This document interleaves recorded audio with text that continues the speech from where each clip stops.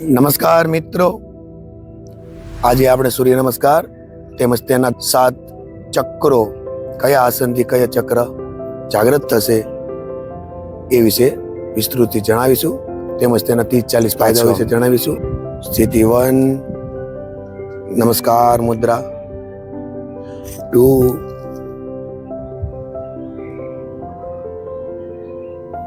3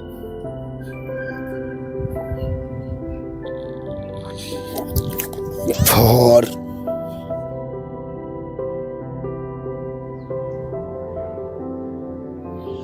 5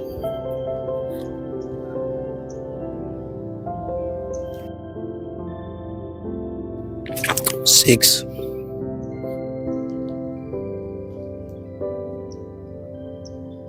7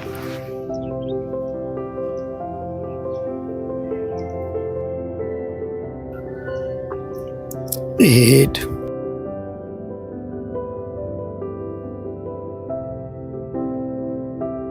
9 10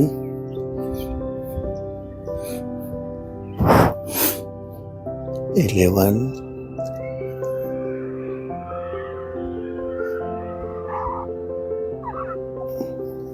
12.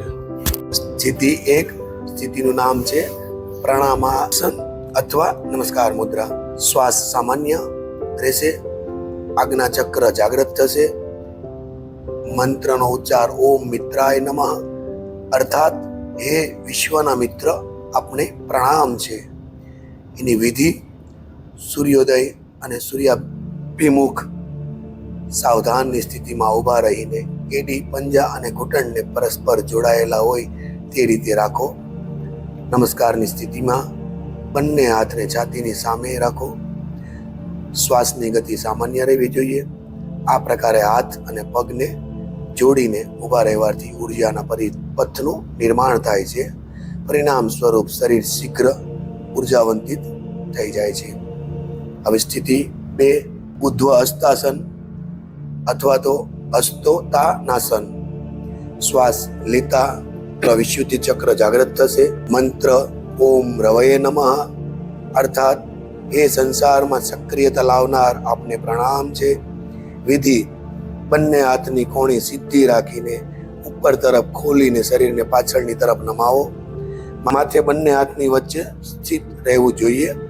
શ્વાસ અટકાવીને દૃષ્ટિ આકાશ તરફ રાખી કમરને યથાશક્તિ પાછળ નમાવો.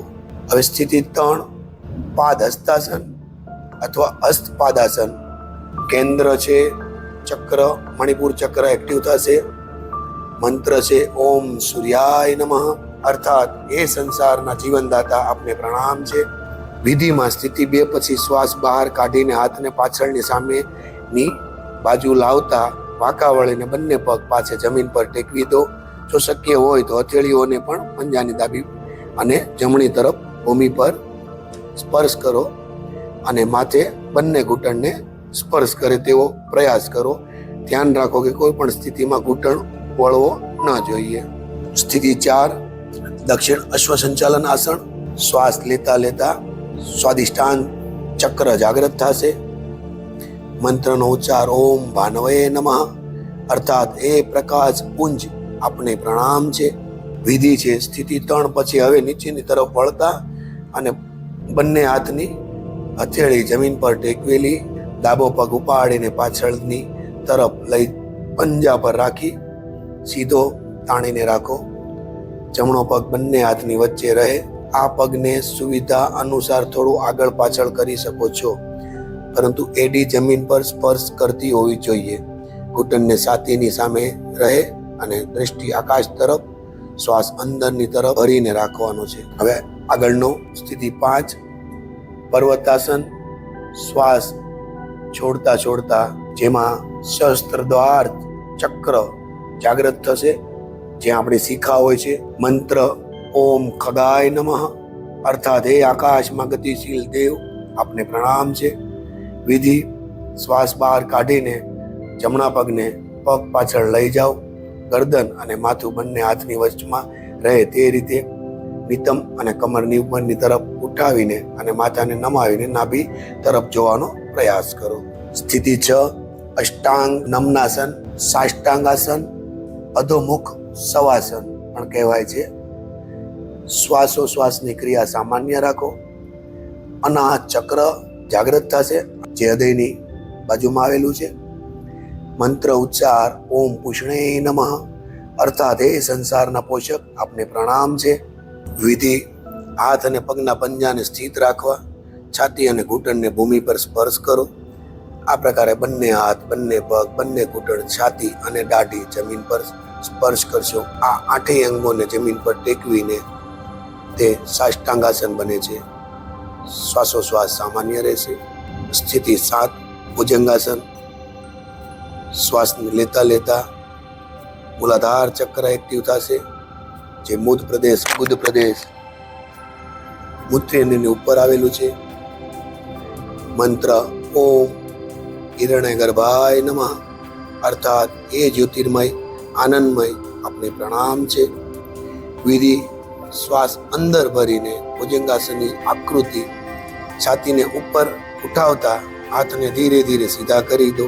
પાછળથી બંને પગ પાસે લો અને ખેંચાયેલા રાખો. નાભી સુધીના ભાગને જમીન પર ટેકવેલો રાખો અને દૃષ્ટિ આકાશ તરફ ઉપર રાખો. તેમજ ઉપર ખેંચવાની બને એટલી ઉપર આકાશ તરફ મોં ખેંચવાની કોશિશ કરો. હવે આગળનો સ્થિતિ 8 પર્વતાસન. શ્વાસ છોડતા છોડતા સહસ્ત્રાર ચક્ર એક્ટિવ થશે જે શિખા પાસે છે. મંત્ર ઓમ મરીચાય નમઃ હે સંસારના પ્રકાશક સ્વામી આપને પ્રણામ છે. વિધિ શ્વાસ બહાર કાઢીને કુલાને ઉપર ઉઠાવો. ગરદન અને માથું બંને હાથની વચમાં રહે. નિતંબ અને કમર ઉપરની તરફ ઉઠાવીને તથા માથું નમાવીને નાભી તરફ જોવાનો પ્રયાસ કરો. પગની બંને એડી જમીન સાથે ટચ કરીને રાખો. આગળની સ્થિતિ 9 વામ અશ્વ સંચાલનાસન. શ્વાસ લેતા લેતા એકાગ્રતા કેન્દ્ર સ્વાધિષ્ઠાન ચક્ર. મંત્ર ઓમ આદિત્યાય નમઃ અર્થાત હે સંસારના રક્ષક આપને પ્રણામ છે, આપને પ્રણામ છે. વિધિ સ્થિતિ 8 પછી હવે નીચે નમતા હથેળીને છાતીની બંને બાજુએ ટેકવેલી રાખો. ચિત્રમાં દર્શાવ્યા પ્રમાણે જમણો પગ ઉઠાવીને પાછળથી આખો પંજો જમીન પર લગાવીને તાણો. ડાબો પગ બંને હાથની વચમાં રાખો. આ પગને સુવિધા અનુસાર થોડો આગળ પાછળ કરી શકો છો, પરંતુ એડી કોઈ પણ સંજોગોમાં જમીનને સ્પર્શ કરતી હોવી જોઈએ. ઘૂંટણને છાતીની સાથે રાખો. દ્રષ્ટિ આકાશ તરફ રાખો. શ્વાસ અંદર ભરીને રાખવાનો છે. આગળનું સ્થિતિ 10 પાદહસ્તાસન. શ્વાસ છોડતા છોડતા મણિપુર એક ચક્ર જાગૃત થશે જે નાભી પર આવેલું છે. મંત્ર ઓમ સાવિત્રાય નમઃ અર્થાત હે સૃષ્ટિ કરતા આપને પ્રણામ છે. વિધિ સ્થિતિ 9 પછી શ્વાસ બહાર કાઢીને હાથને સામે નમાવતા પગ પાસે જમીન પર ટેકવી દો. શક્ય હોય તો હથેળીઓને પણ પંજાની ડાબી અને જમણી બાજુ ભૂમિને સ્પર્શ કરી રાખો અને માથાથી ઘૂંટણને સ્પર્શ કરવાનો પ્રયાસ કરો. ધ્યાન રાખો કે કોઈ પણ સ્થિતિમાં ઘૂંટણ વળવા ન જોઈએ. સ્થિતિ 2 અનુસાર. સ્થિતિ 11 સ્થિતિનું નામ છે ઉધ્વ અસ્તાનાસન. અસ્તોતાનાસના. શ્વાસ લેતા લેતા વિશુદ્ધિ ચક્ર જાગૃત થશે. મંત્રનો ઉચ્ચાર ઓમ અર્કાય નમઃ અર્થાત એ પવિત્રતાના શોધક આપને પ્રણામ છે. હવે આપણે વિધિ વિશે જાણીએ. બંને હાથ કોણી સીધી રાખીને ખોલીને શરીરને પાછળની તરફ નમાવો.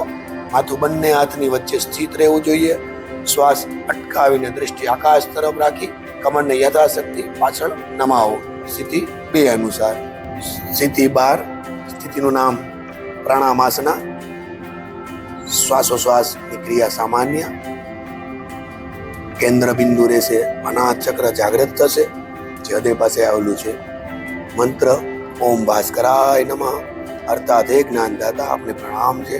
વિધિ સૂર્યોદય અને સૂર્યાભિમુખ સાવધાનની સ્થિતિમાં ઊભા રહીને એડી પંજા અને ઘૂંટણને પરસ્પર જોડાયેલા હોય તે રીતે રાખો. નમસ્કારની સ્થિતિમાં બંને હાથને છાતીની સામે રાખો. શ્વાસની ગતિ સામાન્ય રહેવી જોઈએ. સ્થિતિ 1 અનુસાર. હવે આપણે જણાવીશું એના સૂર્ય નમસ્કારના ફાયદાઓ વિશે. સૂર્ય નમસ્કાર એક પૂર્ણ વ્યાયામ છે. તેનાથી શરીરના દરેક અંગ ઉપાંગ બલવાન અને નિરોગી બને છે. 2. આંતરડા, પેટ, સ્વાદુપિંડ, હૃદય અને ફેફસા સ્વસ્થ રહે છે. 3. કરોડરજ્જુ અને કમરને લચીલા બનાવીને તેમાં આવેલી વિકૃતિઓને દૂર કરે છે.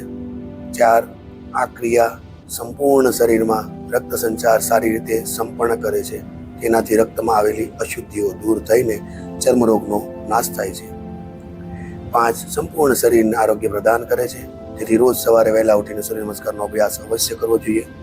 6. સૂર્યના કિરણો ત્વચા પર પડવાથી આપણા શરીરમાં વિટામિન ડીનું નિર્માણ થાય છે.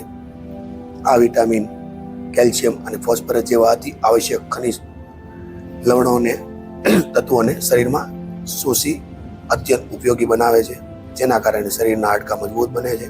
આંતરડા, યકૃત, કિડની, ફેફસા, પિત્તાશય અને કરોડરજ્જુ નિરોગી બનાવે છે. 8. આ અંતઃસ્ત્રાયી ગ્રંથિઓમાં ધીરે ધીરે સારી અસર કરવા લાગે છે. 9. પ્રાતઃકાળના સૂર્યની રોશનીનો ભરપૂર ઉપયોગ કરવાથી તણાવ, થાક, ઉદાસીનતા નિર્મૂળ થઈ જાય છે. મન, મસ્તિષ્ક અને શરીરમાં તાજગી રહે છે. આખા શરીરની એક સાથે કસરત થાય છે. વજન ઘટાડવામાં પણ સૂર્ય નમસ્કાર ખૂબ જ ઉપયોગી પ્રાણાયામ છે. પેટની ચરબી ઘટાડે છે, કબજિયાત દૂર કરે છે, પાચન શક્તિ મજબૂત બનાવે છે, શરીરમાં ઉર્જા વધારે છે, સવારથી તાજગીનો અનુભવ થાય છે, રક્ત સંચાર સુધરે છે, હૃદયને મજબૂત બનાવે છે, શ્વાસની સમસ્યામાં રાહત આપે છે, તણાવ અને ડિપ્રેશન ઘટાડે છે, એકાગ્રતા વધારવામાં ખૂબ જ ઉપયોગી પ્રાણાયામ છે. સ્મૃતિ શક્તિ વધે છે, હોર્મોન સંતુલન રાખવામાં ઉપયોગી પ્રાણાયામ છે. થાઇરોઇડ સમસ્યામાં ફાયદાકારક થાય છે. બ્લડ સુગર નિયંત્રણમાં રાખવામાં પણ મદદગાર છે. સૂર્ય નમસ્કાર પીઠ, કમર અને ગરદનના દુખાવામાં લાભ આપે છે. શરીરમાં લવચિકતા વધારે છે, ત્વચા તેજસ્વી અને ચમકદાર બનાવે છે, રોગ પ્રતિકારક શક્તિ વધારે છે, માંસપેશીઓને મજબૂત બનાવે છે. જો આ માહિતી સારી લાગી હોય તો લાઈક કે સબસ્ક્રાઇબ ના કરો તો ચાલશે, પરંતુ તમારા જીવનમાં જરૂર ને જરૂર ઉતારો, તેમજ તમારા મિત્રો તેમજ પરિવારજનોને જરૂર ને જરૂર શેર કરો. ભારત માતા કી જય. વંદે માતરમ. જય સિયારામ.